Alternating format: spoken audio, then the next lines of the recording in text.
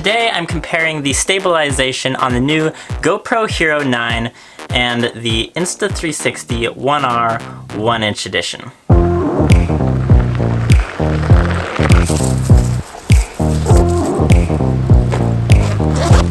I'm going to start off by hooking both of these cameras side by side onto my one wheel and going for a little ride.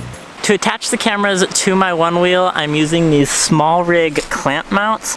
I just wanted to point these out to you guys because out of the dozens of different camera mounts that I have, these are the ones that I use like 95% of the time. If you guys want one of these, there'll be a link in the description below. You can go pick them up on Amazon. They're super cheap. If you're any kind of filmmaker or photographer, you need these in your life right now. I use them so much. Just wanted to let you guys know about those. Super handy.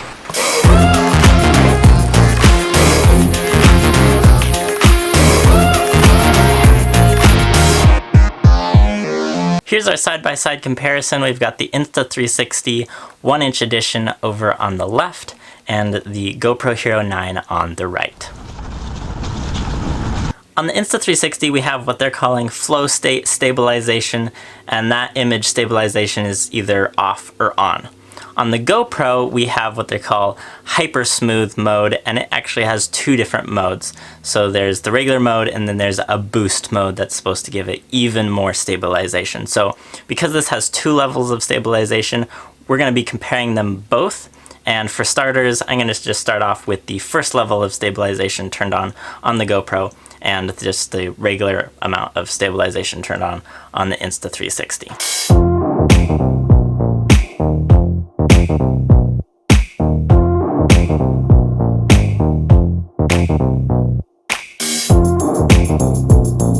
It seems like the one wheel was actually providing a pretty smooth ride for these cameras, and if we're gonna really see any discrepancies in the image stabilization, the cameras need to be shaking around more. So what I've gone ahead and done is hooked these up on a selfie stick, so now just having these handheld, I can control how much they're moving around, and I'm gonna be purposefully really shaking them around.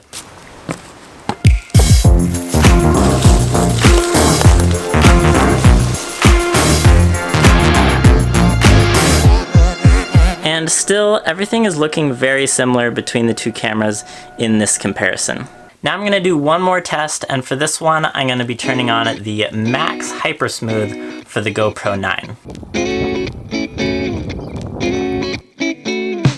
Now here is where we can see that the GoPro is significantly smoother with that Max Hyper Smooth mode turned on.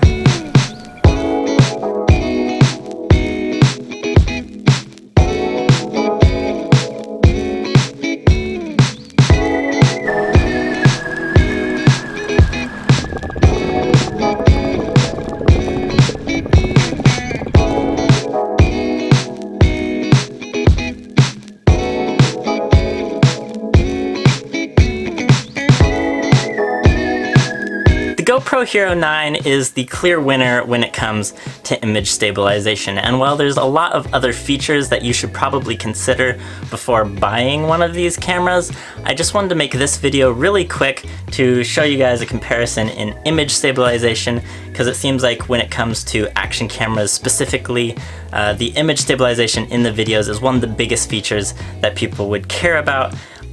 If you actually want to know why I think you shouldn't buy the GoPro Hero 9, then check out this video right here. Don't forget to subscribe, and I'll see you guys next time.